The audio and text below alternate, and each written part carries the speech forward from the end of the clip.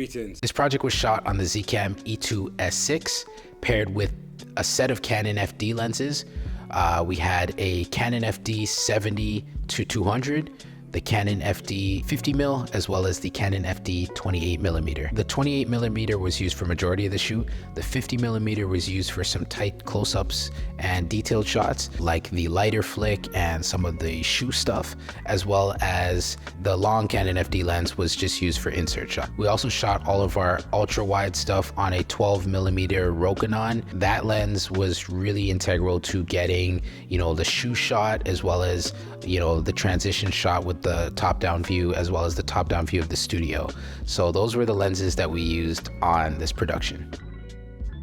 Looking at our first opening scene where Legend is crocheting in a studio space, we used a GVM 650B shining through that window. There was another room that basically was a part of the house as well, and there's a window in there, so we basically went in that room, set up our 650B, and we had it bursting through the window and shining on the wall, creating some nice streaks of light on the wall, which we broke up using plants and other fixtures on the windowsill to help sort of scatter the light and to help break up the light and create patterns on the wall.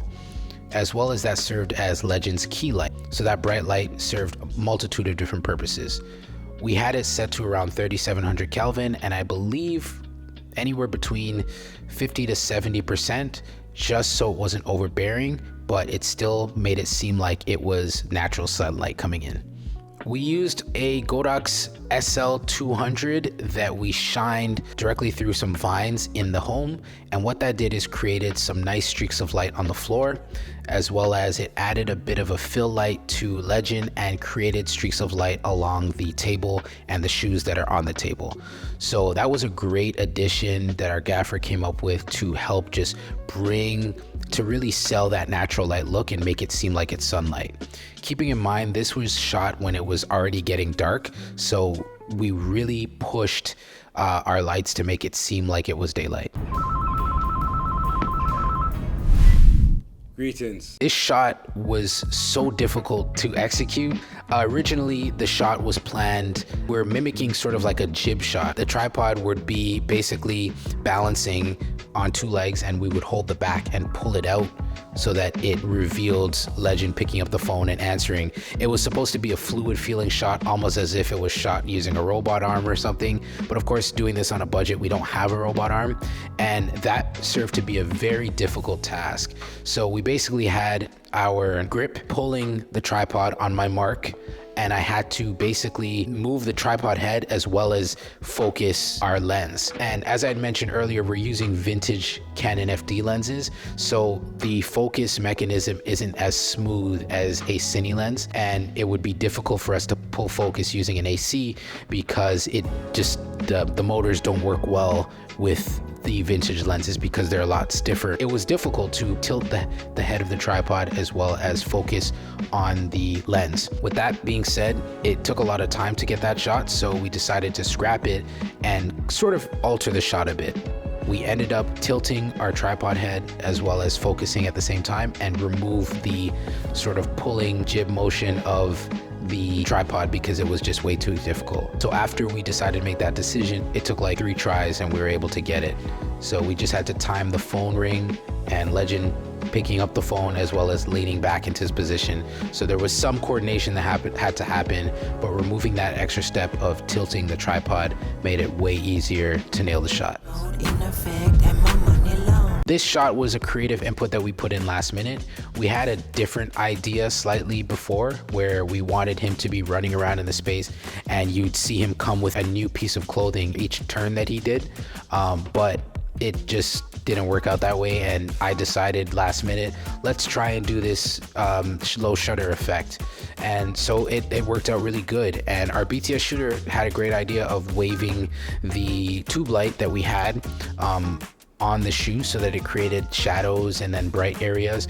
And honestly, this was a creative insert that I think would be a great addition to helping the viewer keep their retention. So this shot almost got scrapped in terms of what we originally wanted to do, but we then altered it to make it something that made it into the final spot. This is a creative shot that we knew we definitely wanted to have in the spot, and our art director really pulled through on putting together this rig to make it the way it is. He basically took a shoebox, poked a hole in the bottom, and fit it onto the lens. And then we angled the camera upwards so that Legend looked like he was looking down into the shoebox. And we wanted to make sure that we were able to see the space around us. So we threw on the Rokinon 12mm lens, and that really brought a really cool perspective to the film.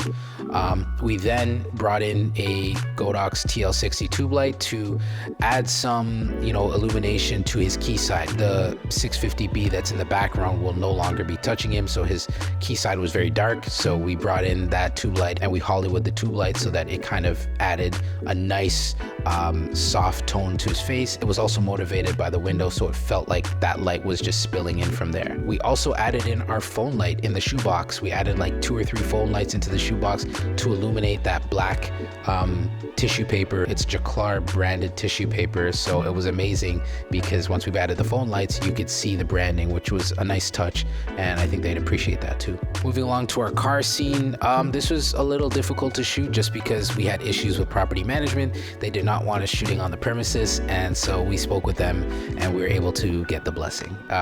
We shot it in the back of my friend's car. We just sort of extended the tripod legs and fit it into the back seat, and I was back there sort of directing with the monitor and just letting our talent know what we wanted them to do.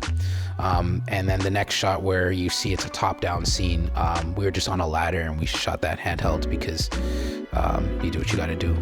Yeah, and then this last scene was really nice. The composition is what really sold it. We used a lot of natural light, and then we just bounced using a 5-in-1 diffuser to bring up the levels on Legend's face. And really the composition did everything, all the work here. So to conclude, I'd say if you have an idea and you wanted to bring it to life, do it, because it could be the piece that helps you get that next project. It could be the piece that helps, define that style for you. And for me, I felt like my portfolio was getting a bit stale and my style felt super redundant. All my videos to me seemed like they were formulaic and they felt the same.